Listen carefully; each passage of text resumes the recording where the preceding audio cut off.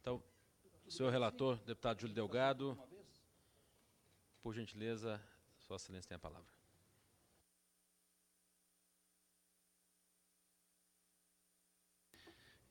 Primeiro, agradecer a presença do senhor Fernando, do Fábio e do Jorge Luiz.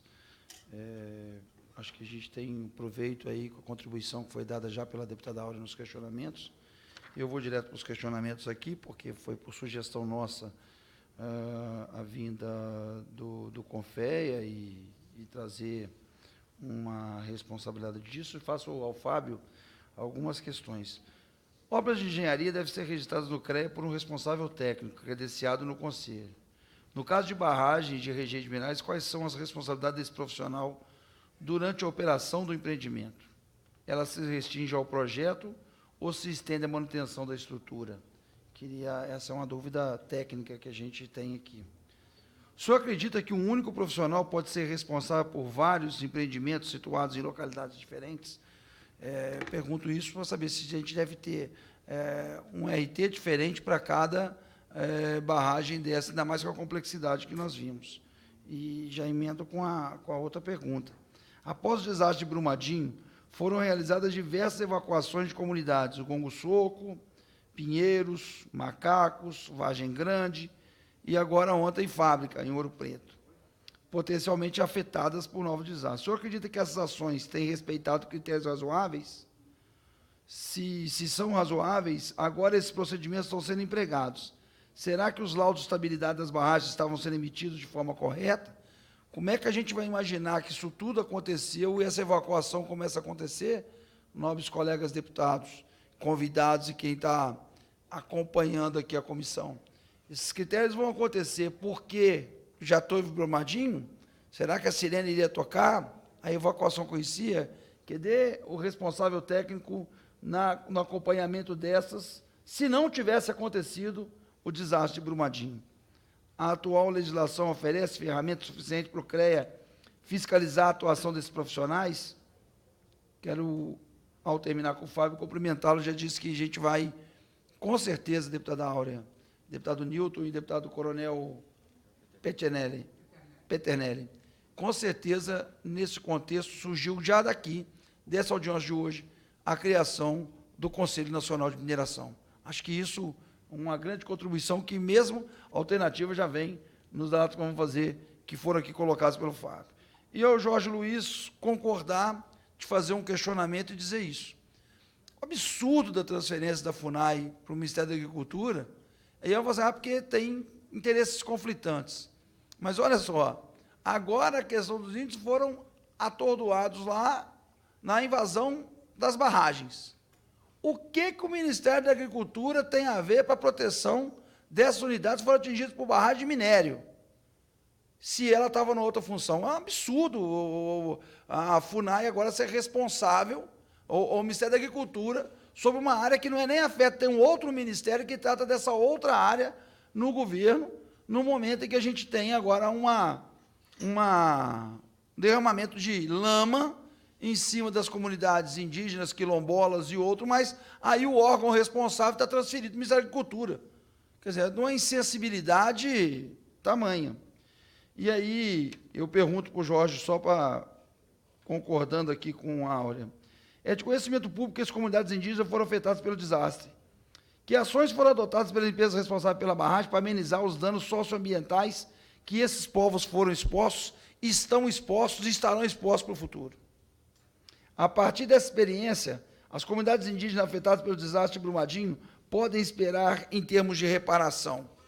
A gente vai ter que incluir isso formalmente no nosso substitutivo, em que nós vamos apertar essa questão da legislação com relação a isso, dessas comunidades, porque se hoje estão vinculadas a um órgão que não tem nada a ver com a questão de mineração, como é que nós vamos protegê-las numa outra legislação que nós vamos tratar de mineração? As comunidades socioeconomicamente atingidas, e já foram afetadas, e serão, ao longo do pacto, as impactadas no leito do Paropebas, e daí vai por diante a questão que contamina, inclusive, outras comunidades que vivem quilombolas em outras regiões, que estão aqui hoje sob risco, inclusive de evacuação. Eram os questionamentos que eu queria fazer.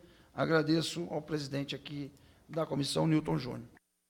Agradeço ao senhor relator, deputado Júlio Delgado. Passo a palavra, nesse momento, ao general Peternelli, também para as suas considerações e questionamentos. Deputado Nilton Cardoso, deputados, um prazer estar aqui presente, agradecer aos convidados que prestam esclarecimentos às nossas dúvidas e podem contribuir para que desastres como esse não se voltem a repetir.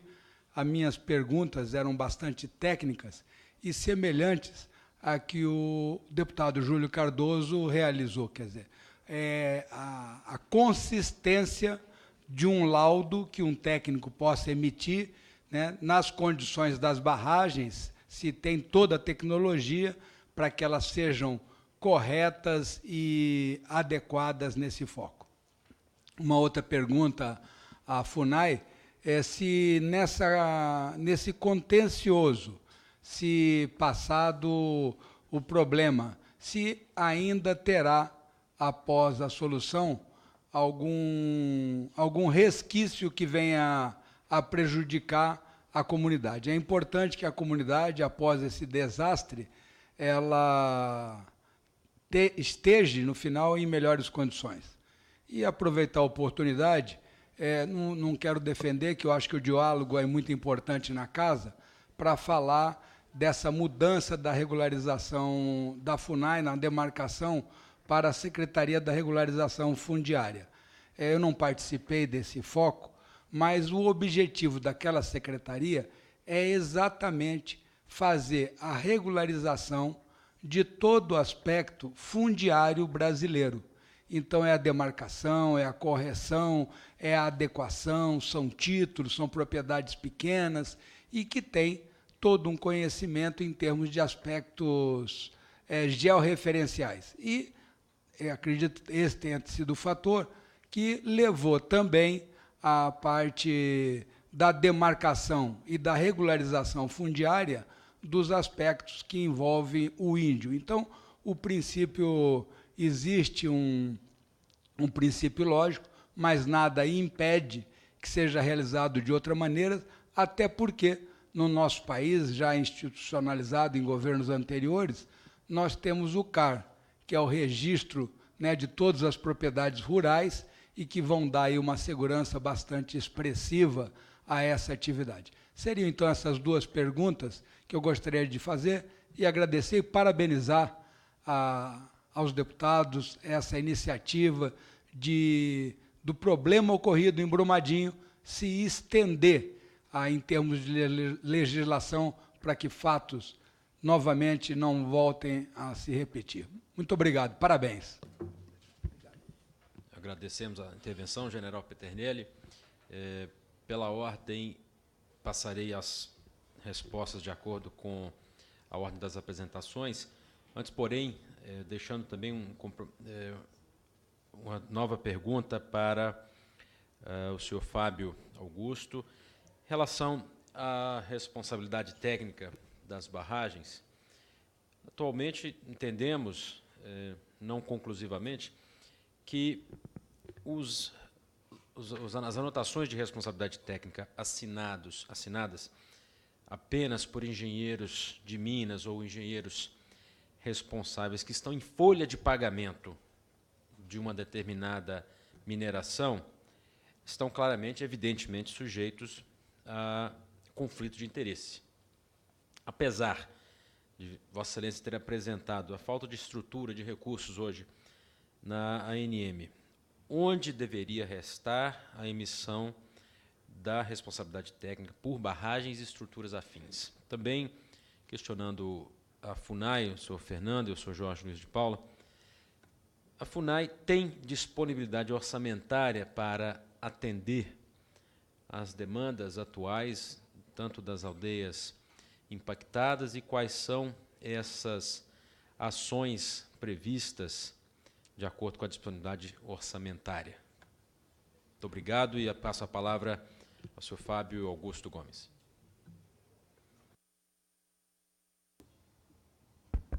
Muito obrigado e pelas perguntas, né, esclarecimentos. Acho que é muito importante esse momento da gente discutir, inclusive, principalmente em proposições e políticas públicas, para a gente ter uma melhoria realmente desse setor. Tá? Deputada Olga, né? Desculpa. Áurea, Carolina. Né? Sobre a questão da atividade minerária, qualquer atividade humana tem impacto. Né? As próprias cidades que nós vivemos têm impactos gigantescos. Tá? Então, o que a gente tem que desenvolver as atividades humanas e antrópicas é realmente de forma responsável e tentando criar o menor impacto possível. Então, quando a gente fala aqui mineração sustentável, é uma mineração pensando nessa questão de menor impacto, não somente para o meio ambiente, mas para as comunidades no entorno. E é isso que nós defendemos. Por quê? Porque, mais uma vez, sem mineração, nós não temos sociedade moderna. Todos os produtos que nós usamos vêm de mineração. Senão, todos nós aqui temos que jogar tudo que está na mão de vocês, no corpo de vocês, fora, porque tudo vem da mineração, gente. Né? Agora, a gente tem que atuar de forma responsável. E há meios, a engenharia, a geociências, tem meios de fazer isso de forma correta no mundo inteiro e de forma responsável. O que falta é realmente a gente mudar uma cultura empresarial, cultura de Estado sobre essa questão. Né?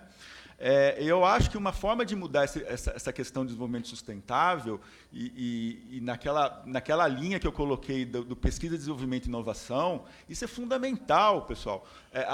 O Brasil investe 1,22% do PIB em pesquisa, desenvolvimento e inovação, deputados. Né? O mundo, a Coreia do Sul, né, Israel, estão investindo 4% do PIB. Suíça. E mais da metade disso é o governo que banca. As empresas não estão fazendo investimento de pesquisa, inovação e desenvolvimento no Brasil. Se nós queremos sair de uma indústria que simplesmente exporta uma matéria-prima como o petróleo, né? Porque exportar o petróleo ou o ferro a preço de banana, estamos lucrando, claro que estamos lucrando, mas a gente nunca vai sair disso. E a forma de sair disso é fazer com que as empresas, inclusive estrangeiras, venham para o Brasil, mas que tenham um compromisso firme de estabelecer aqui no Brasil pesquisa, desenvolvimento e inovação. Aí a gente vai ter um desenvolvimento sustentável, aí a gente vai poder futuramente passar de uma sociedade que depende exclusivamente da mineração para uma sociedade que dependa de outras coisas, de reuso. Sem isso, não tem como sair da mineração. Né? Então, isso falta no Brasil. Né? As propostas dos governos anteriores foram de chegar a 2%, que era mais ou menos a média mundial. A gente está, né, há 10 anos, 15 anos tentando chegar nesse 2%, não chega. O governo federal está fazendo a sua parte, os governos estão fazendo, as empresas não estão. E aí vem a obrigação. Nós temos um modelo de petróleo, gás e energia que funciona muito bem, tem funcionado muito bem nessa questão de pesquisa, desenvolvimento e inovação, inclusive fomentando as universidades, fomentando os institutos de pesquisa. E aí você consegue ter, né, pessoas muito capacitadas que possam trazer soluções para o reuso de rejeito, trabalhar a seco e outras técnicas. Só para vocês terem uma ideia, essa barragem de Brumadinho que rompeu, o que tinha lá, tinha 60 e poucos % de minério de ferro. Não era rejeito. Eles iam reutilizar isso, gente. Entendeu? Mas por quê? Porque falta desenvolvimento e inovação nisso daí. Né? Então, eu acho que isso que é um ponto, acho que mais importante do que a criação do Conselho Nacional de Mineração, ou tão importante, é realmente estabelecer uma política clara e que faça as empresas investir nisso e a gente tenha um desenvolvimento da sociedade em termos sustentáveis. Né? Fábio, desculpa só te interromper, não posso apartear, mas eles iam reutilizar, Coronel Peternelli, Áurea, com uma autorização da Secretaria do Meio Ambiente do Estado, desclassificando uma exigência e uma licença para a reutilização disso que eles chamavam de resíduo mineral, que, como aqui o Fábio está falando, tinha 66% de minério ainda misturado naquela lama. Num valor de mercado mais baixo que o minério bruto, mas com valor. Esse valor não era mensurado no pagamento da licença na antiga DNPM, na atual Agência Nacional de Mineração, quer dizer, ele não era mensurado, porque o cara calcula, quando entrega a lava, que vai explorar X milhões de toneladas de minério. Só que aquilo que está lá no resíduo não entra no cálculo, não. E outra, a Secretaria Estadual do Meio Ambiente de Minas desclassificou a necessidade de algumas licenças para a utilização desse resíduo da barragem que foi colocada aqui pelo Fábio. Isso é um crime. Crime. Para a sua conclusão, senhor Fábio. Não, que isso. Claro, deputado.